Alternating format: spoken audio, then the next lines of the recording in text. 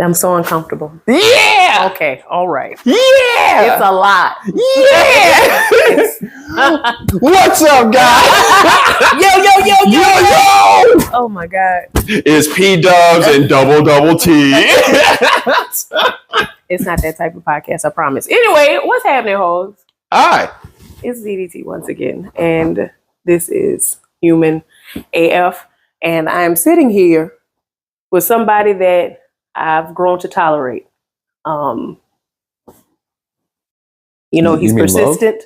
No, I love him very much. This is little bro. So it seems to be a theme.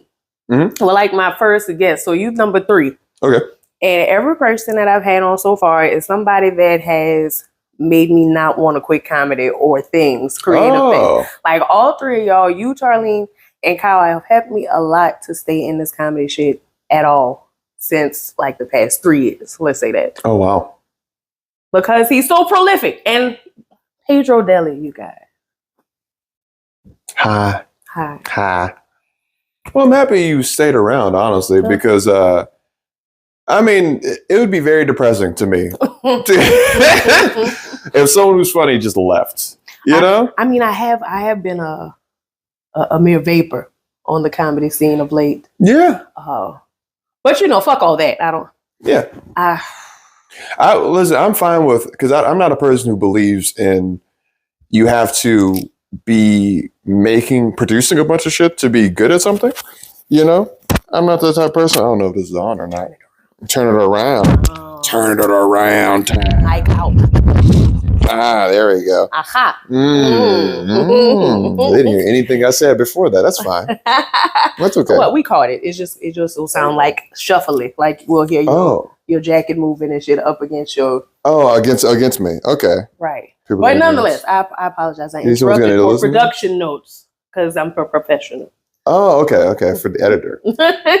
I'm the editor too. Oh, editing DD. I'm going to fucking find you. I'm going to get you. I'm right behind you right now, editor DD. It's me, Jelly. Turn around. I'm right there. But yeah, it would be depressing if someone who's good at this, there's someone I like whose comedy I enjoy stops doing it. Because I don't believe that you have to be like a person who makes a bunch of shit to be an artist. Like you can just make what makes you feel comfortable at your own pace and still be very good at something. But also, you seem to actually like the thing. That's because if you hated it and you just found out you're good at something and you're doing it even though you hated it, then I wouldn't have told you to keep doing it. Well, it's not that I hate comedy, because I don't. Yeah. And this this point keeps getting belabored over and over again. I feel like on this podcast, I hate what the comedy industry has done to comedy, like the actual performance of it. Yeah. And what it means to be like standing on stage and really delivering and writing for real and really taking pride in your writing ability and being able to, just draw that reaction out of the crowd in an artistic way. That doesn't seem to be respected much anymore. That it's not respected. And I think the reason this happens is because, a lot of people wanted the idea of being like an onstage funny philosopher type person, right? The Carlins and exactly the Bruces and the Chappelle. Exactly, They wanted that idea, but they didn't want to like start thinking critically about what they said. Right. They wanted like the applause of being a creative person, but they don't want to do the work that comes with being like a creative person who wants to talk about deep issues and stuff. Because there's certain comics who I don't need to hear your political takes on shit. I don't need to hear your treatise on race relations or whatever the fuck. I don't need to hear that shit. Like Jim Gaffigan is very funny. I don't need to hear any of his politics shit. I don't. But that's the thing. I don't feel like comedy has to be one thing. Funny is funny. I feel like Jim Gaffigan is one of my favorite comics. He's very hilarious. Yeah. And I love Norm Macdonald. Like I love all kind of comedians. Yeah. But who do different shit. And that's where I think a lot of this... But it's not a lot of difference anymore. It's just very static. It's very static. It's very the same thing. And a big problem is like, once, we're in like towards the end of the second comedy boom and everything. Right. Once that comedy boom happened, a lot of people who, again, like some of them very funny, others just aren't fucking, they really weren't trying at art. But they still wanted the accolades of being a creative. A lot of people like took advantage of that moment, that comedy boom moment, to like push some people who were really good, but the ones that ended up winning out ended up being like the Kill Tonys and Joe Rogans of the world.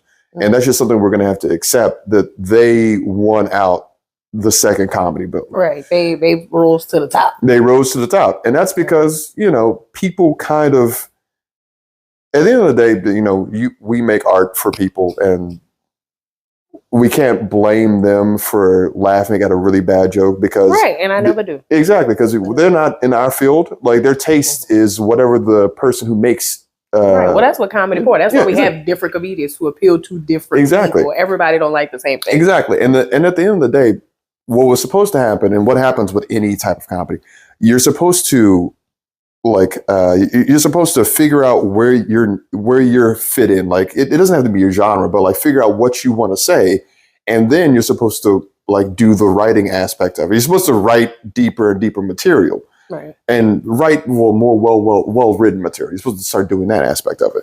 But that has kind of that kind of stopped. That stopped like about 6 or 7 years ago, I would say.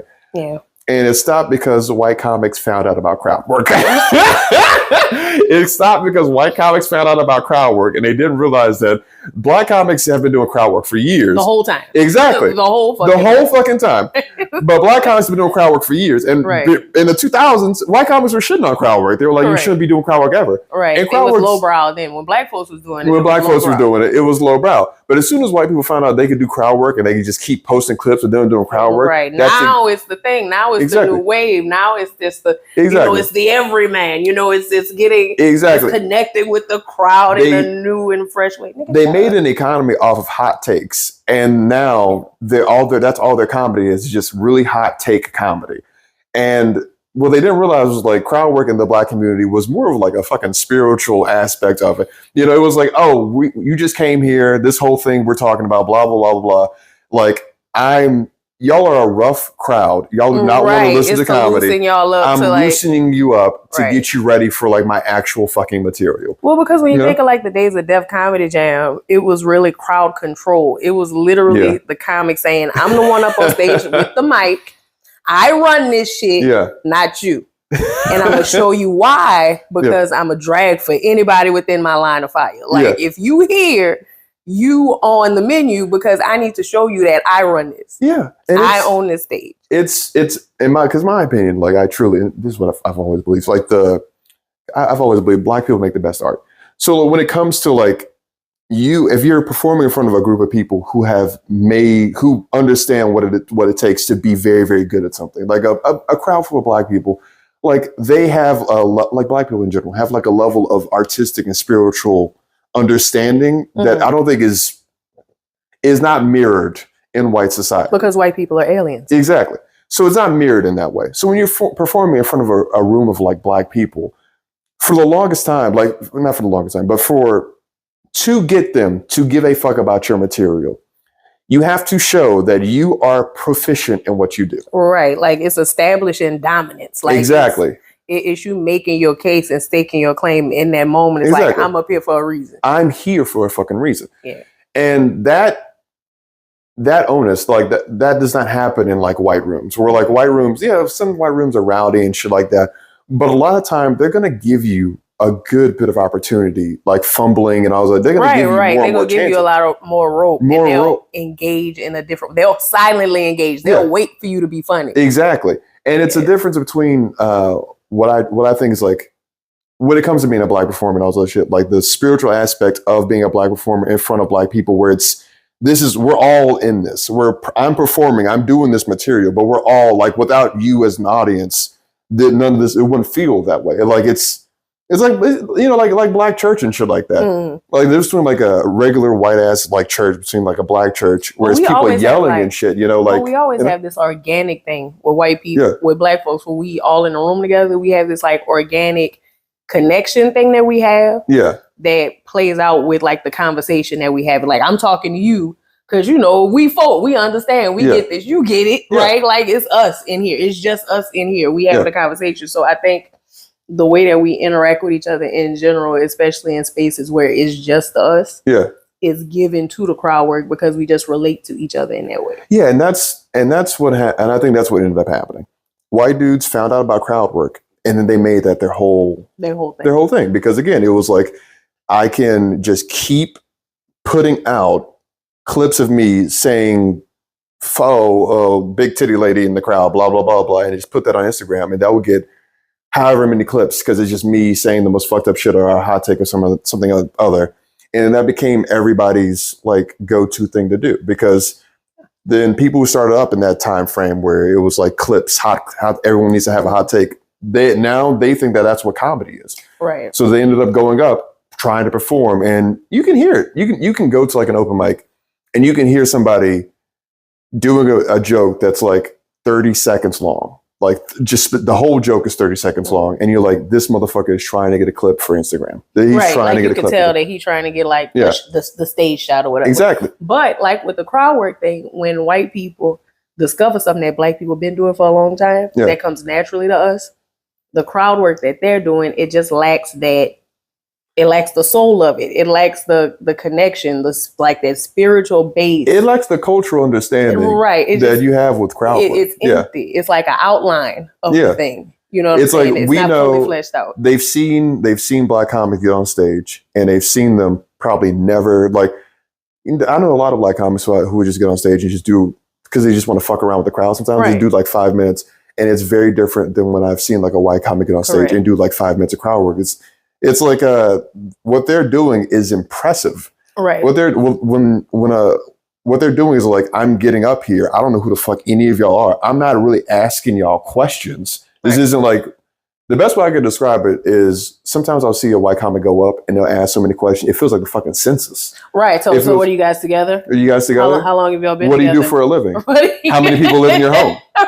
Like, how much do you make a year? How much do you make a year? It's the stupid. You gay? Are you straight? Are you Asian? It's like, such a demographic. They're trying to figure out what they're building a case for the crowd work. Right. And it's like, that's not how this is supposed to be. It's supposed to feel a lot more natural than what you're letting on.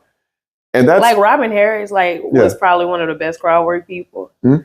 And I will watch him, and he would it'll be just somebody sitting there, and he don't ask nothing. Like, it's not that. Like, he would say, look at her sitting with her leg crossed like that. She know the pussy's so good, she got to tie it down. And like, it's just stuff like that that come out of nowhere. It's so funny. And he'll just go boom, boom, boom to everybody. Very good. Yeah. And it is just so easy and organic, because that's just how we grew up. Yeah. Like, we grew up doing this shit to each other.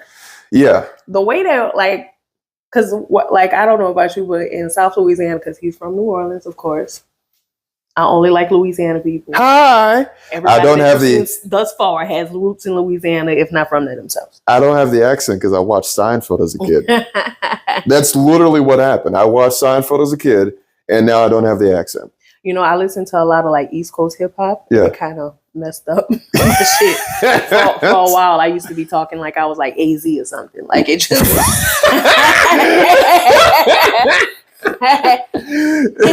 Hey, yo, dog, what's up with the Yaka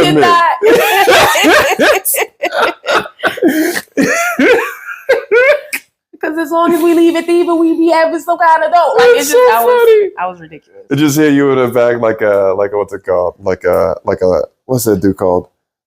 God, he's so funny. He's always doing boop boop boop boop. West Side Gun. Yo, like West Side Gun. Just you in the background. You just hear you like boop boop boop boop. So yeah, hip hop kind of tempered the accent, but it does come out when I'm drunk and when I'm angry. Yep, same thing with me.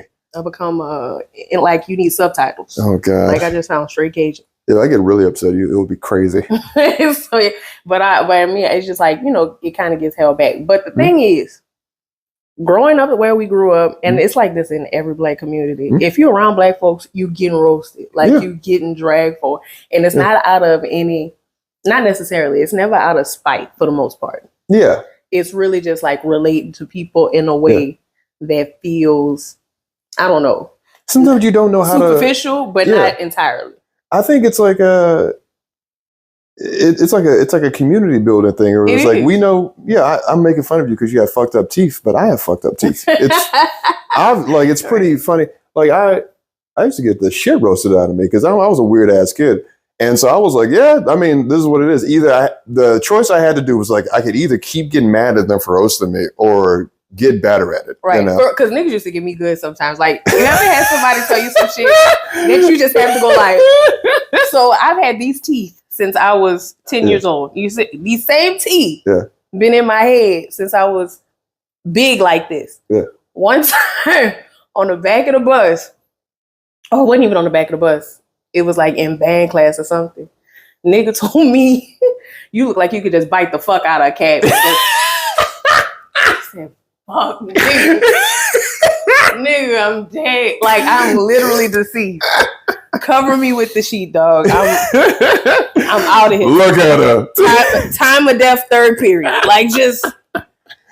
Go ahead, throw a radish over there for DD. She hungry, huh? Carrot chomping, bitch. But niggas used to have to go hard on me because I was smart. Like the way that I would drag for people, it was more intellectual, and they would feel a certain way about it because it's like, I really got to get on you because you're making me feel stupid. Yeah. Once you can really, in the queer community, it's called reading someone for filth. Yes. Once you can really read someone for filth, it was like, like you made it, like you've done it. You reached the pinnacle. One time I showed up to, I was like 10th grade or some shit like that. And I got this haircut and this nigga fucked up my line. I'll never forget this. Nigga fucked up my line. It was such awful. a nice hairline. It's so full and thick and lustrous. This nigga fucked up my line. I went to school and it was algebra or some shit like that. This kid in my class, he walks up to me. He didn't say shit to me. He grabbed a protractor and he put it up against my line. And he was like, this nigga's line's obtuse. What the fuck? This boy got an obtuse ass line. What the fuck? Look at that. 120 degrees on your line. Time of death. English class. Like just, fuck. Everyone laughed for 5 teacher too. Like everyone laughed for 5 minutes. It was that hard ass. Gasping for ass. This nigga did that, and I swear to God, this girl beside me threw up her book and then got up and laughed. And I just had to sit there. And I was like, I can't think of anything to say to him. It was nothing. Just popped up in algebra class like it was a regular ass day. Nigga did you dirty. He roasted me so bad that people were laughing and then yelling, "Fight back!" Nigga, do something. He's got me. Nigga, he's got me. I'm paralyzed. He's got me. Damn. It's like when they throw that Yu-Gi-Oh card where you lose a turn, like that hard Yu-Gi-Oh, like that blue eye dragon. Like bitch, you got hit hard and you lose a turn. Oh no, pot of greed on your ass, nigga. I've done it. Damn. What? Yes. But the thing is, it helps us to find humor in ourselves. Because you're gonna have to do it. Because you have to be able to laugh at yourself. It makes you stronger as a person. Like just I've had white kids call me the N-word, and I've been like, that's never gonna hurt me more than that shit. Like, I don't even know what to tell you. Tell you, and your mom was a hoe. Like, what are you talking about? Okay. Yeah, okay, Trevor. What the fuck are you talking about, nigga? I mean, I'm gonna still hit your ass. Like, I'm gonna hit you, but not because I'm angry. It's because for the ancestors. It's for the ancestors, dog. This ain't nothing to me. I'm legally obligated. But I understand feeling like, it's not what this should. Because I feel that all this. Because I actively go out and perform and at open mics with. And, I'm not a humble person. I've never been humble. No. You can go fuck yourself. That's so Pedro. That's ridiculous. Like, why would I be humble? I know I'm good at something, and I'm putting in a lot of work to do that thing, you know? So for me, I go out, I perform like at least, I go to an open mic at least 3 times a week, and I'm actually like writing shit. I'm going up there and trying to like write stuff. So I understand seeing people not try anything. Right. Just doing like the bare minimum of material, being upset at that and feeling like you don't want to be a part of it. Because I've talked to people about it. I'm like, hey man, you could write better shit. And they're just like, oh no, you just don't. They'll be like, you're woke and shit like that. And I'm always like, No, you can do edgy material, but you're not writing good edgy material. Right, like it's not funny though. It's not funny. It's not funny though. You're doing bare minimum, not good edgy material. It's and like there are writers, like there are comedians of days past who do like edgy material shit that I probably shouldn't laugh at, but it makes me laugh. Case in point, Corey Holcomb. Corey Holcomb? He has made me laugh at some shit that I should never laugh at as a woman, as a black woman. But it's still funny. It's like, damn, that nigga can write a joke. That bitter nigga can write a joke. That bitter ass nigga can write a joke. That bitter ass misogynist motherfucker can sure write a joke. Tell you one thing about him. You know what I'm saying? Like, say what you want about that bitter ass Say nigga. what you want.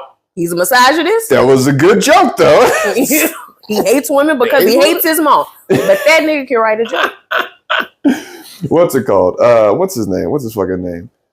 Fuck. I love Cat Williams. Cat Williams is one of my favorite comics of all time. He's like one of my like ground level floor comics, you know? And he has a bunch of he's really smart. Like he's really smart. He can do I like him because he has a variety of things he can do. He's not just one note. He can switch up. He can switch up a whole bunch of shit. My favorite joke of his is like that whole joke about like the little tink. Like one of my favorite jokes. Poor little tink. It's like you telling me you lost your legs, and then you run a race, and they're telling you that you had an unfair advantage. That's so funny to me. Wow.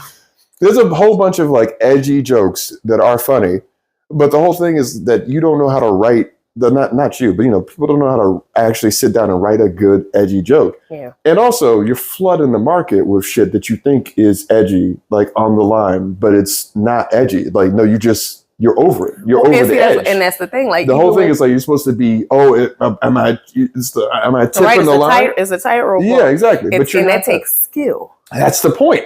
It takes skill to be on that tightrope, and you're supposed to understand the like, am I supposed to be here, there? You know. But they're not even doing that. It's like, no, you're just being a dick. Right. You're just being racist. An asshole on a mic. You're just being unlikable. Like, that's all it is. And unlikability, again, like you can be quote unquote unlikable and still be funny. You could be Andrew Dice Clay or something. Because his character on stage was unlikable. Roseanne, unlikable. But super unlikable. But you know, it still works. And because of the skill that you have to have. And it's the same thing with crowd work. It's like the skill is missing. The depth of understanding of what you're supposed to be doing isn't there. The feeling of community isn't there for them. No. And that's frightening to me because if you don't have that sense of community while you're doing crowd work, then you can just be fucking mean to somebody. Yeah, exactly. You're alienating the crowd. Because we all remember the moment where you like crossed the line while roasting somebody.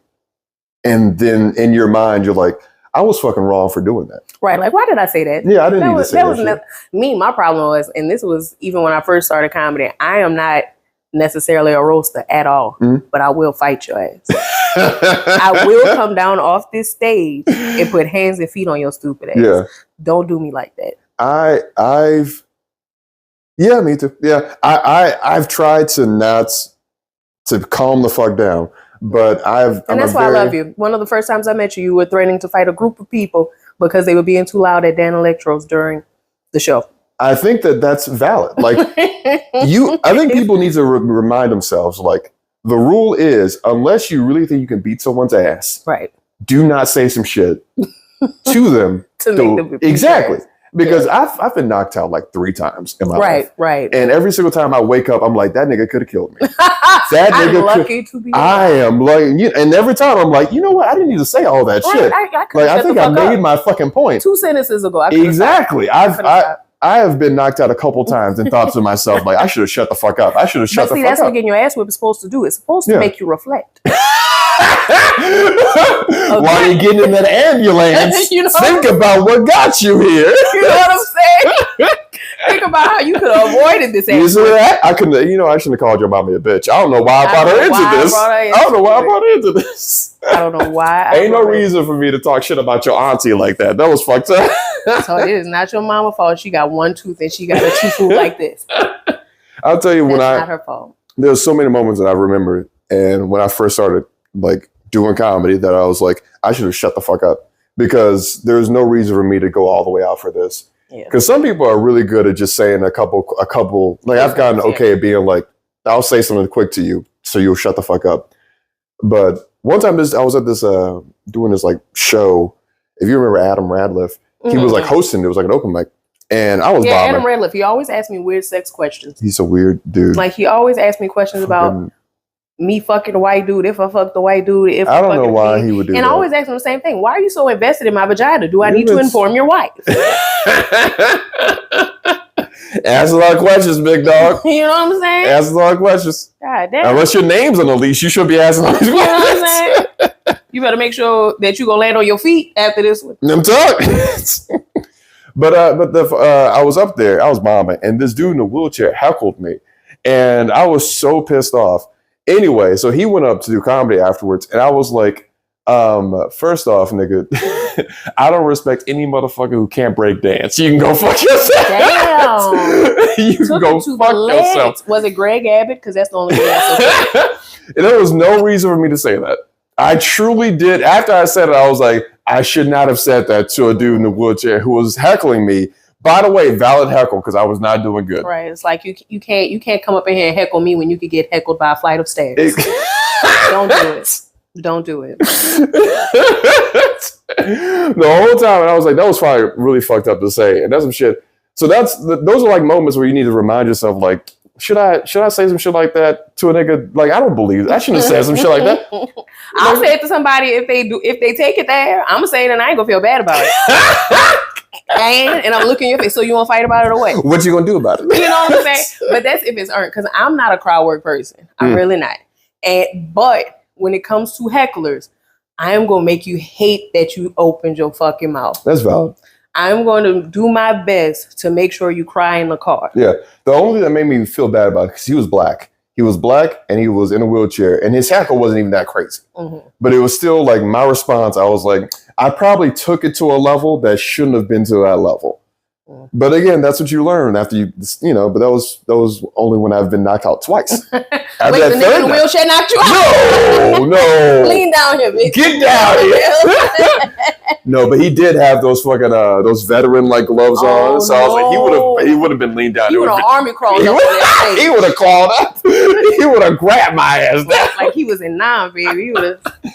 But yeah, I understand feeling that way. It's just that we're at the tail end. We've got like another year, and then you think another year? I think it's long because the political climate kind of tempers it too, in the way that people are growing so anti-Orange and Chief right now because of how bad it's gotten. I think people are going, because even comedians like Rogan and Andrew Schultz, all those people who were doing their edgelord shit and be like, oh, let's hear them out, do your own research and all.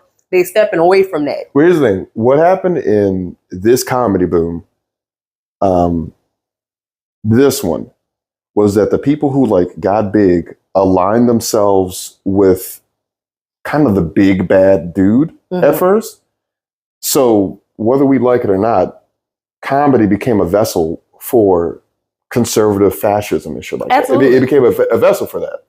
So I don't think this comedy was going to last that much longer, specifically because, people turned against Trump good, but comedy is so tied to conservatism now that and they're not funny. They're not funny. They're not fucking funny. But like, so if you ask like a random ass like lady, if you told like a random like college student woman that you are a comedy fan, they're immediately gonna think you fuck with podcast, right? Bro, so you a Joe Rogan, you Andrew Schultz, you Kill Tony, like that's they basically, because for like the last 6 years they've been the biggest voices in comedy.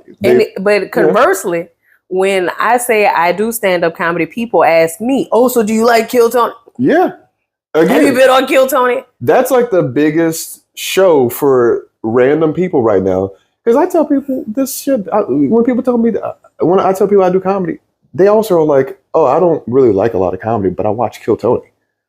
Like, so you don't like comedy at all? You don't like comedy. You just don't like comedy at all. Like it. So like for the last 6 years, the biggest names in comedy have been weirdo, edgelord, conservative, like bro-ish kind of dudes.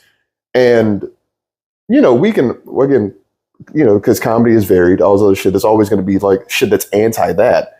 But the biggest, loudest voices in it have been conservative weirdos. But it's because they're trying to be subversive. Yeah. And they're trying to be, thought-provoking. Yeah. But they don't have the nuance or the intellect to really have a base for it. They don't have the nuance, the empathy, the intellect. None of it. And they don't have the humility to just be like, I probably wasn't that funny to begin with. Correct. They don't have the humility to know, bitch, you're not that smart. Exactly. Like, you're not smart enough to be talking about this shit in the first place. And that's why I'm saying, like, probably another year where we have, and this is a shame, probably another year where comedy is at this level where it's considered like such a really, really big thing, you know, before it goes back to being like one of the performing arts that people kind of look down upon. Right. So everybody hates comedy. Yeah. So I think that's what's going to happen. And it's, again, I don't think it's like regular, like comedians who did the fuck, like Mark Maron and right, the people who like really in it, they gonna be all right. Like a bunch of like really good like queer black comics and other comics who like been putting in the fucking work. People who are in it. We're gonna be fine, you know, because you know the boom wasn't affecting us. But the casual ones, the people who are just here because they want to, you know, push the limits, and shit like that. But you were never really in it for the art form and stuff. Yeah, they're gonna have a rough time because their fan base is gonna shrink. Yeah, it's the same thing like the first comedy boom. It created, and this happens with any like bubble that's created. What ends up happening is like people that should have never gotten successful get successful, and after the boom ends, their success kind of wanes, and then they get shown for the assholes they are. Like Gallagher, they always get shown to be the assholes. Like, oh, he kind of sucked as a person. Sucks. Like Gallagher, the fucking dude who used to do in Soviet Russia, blah blah blah. No one gives a fuck about that nigga. But he came up in the comedy boom, right? So he had his peak, and then it just went straight down. Exactly. So everyone was fiending for comedy in the '80s, and then because of that, and because a bunch of people blew up, but you know the people who blew up weren't people who wanted to be like actual lords of an art form. It was just people who wanted to make fucking money. Right. When the boom failed, it just social media is a different kind of catalyst because it's all about because it's not just the comedians. As I always say, the industry is the problem. Yeah. It's the people that they put on stage and they pay the headline that don't know how to do stand up just because they have a large social media following. Yeah. You know you can get asses in the seats because this motherfucker got 100K followers on Instagram and they doing numbers on TikTok and all that. So you book them, but when they get there on that stage with their mic in their hand, they don't know how to work a crowd. They don't know how to talk to people. They don't know how to write a joke. They haven't written jokes. They think because people like that, if you're arrogant enough to believe that you can sit in front of a camera by yourself and talk to it and be funny, which is a talent. I'm not discounting it. Yeah. But to be arrogant enough to feel like you could do that on a stage in front of people in the moment with no edits, with no retakes and shit, and then it hits you all at once like, oh, fuck, this is different. Yeah. But me, I got to open for your ass and I done already buried you. And now you got to come up as the headliner. I done buried you with 15. Now you got to do 30 to 45-ish. And you sitting up there 20. So we got any service members? Anybody? Got some teachers in the crowd. Where my smokers at? Where my smokers? Again, it is because you know this goes down to like capitalism and all this other bullshit. But it is the people who run clubs, the people who like do the bookers, managers, all this other stuff. At the end of the day, like unless they really do give a fuck about like comedy and like building a scene, and we can't as like because this is an art form, but we are laborers, we're workers, right? We can't put the responsibility on what is like bookers and shit like that. That's basically management, right? That's basically at the end of the day they are management, and they're not really thinking about art. They're thinking about money, right? And it's asses and seats. Asses and seats. So what we can do as like comics, again, you know, my idea is like a comedy union or some shit like that. The end goal is to overthrow capitalism. Hell yeah. Never forget. Hell yeah. Never forget. Overthrow this shit. Anti-capitalist. Throw it out. Yeah. But at the end of the day, the reality is that comedy is clearly valuable. People like it. Yeah. Comedy is a thing that people do enjoy. If people didn't like it'd be antithetical to say that a comedian is not valued because humor is so valued in day-to-day fucking life. Right. Like it'd be insane to say that. It's the same thing that people say to any performing artists. They're always like, oh, why didn't you get a regular job? Or, why don't you be this, and third? But then they'll go listen to music and cry in their car. And it's like, hey, motherfucker, guess what? If that person got if Whitney Houston had a regular fucking job. Right. What a tragedy. What a tragedy that would be. What a tragedy. If she was just at the post office singing her ass out. Like, bitch, why are you here? If Wanda Sykes stayed working at that fucking government facility, right. Shit. Oh, like, man. What is that for? We wouldn't have an icon. Right. What's the point of that shit? So to me, it's like, it's clearly what artists do is valuable. Mm-hmm. It's one of what comedy, music, all other shit, what we do is valuable.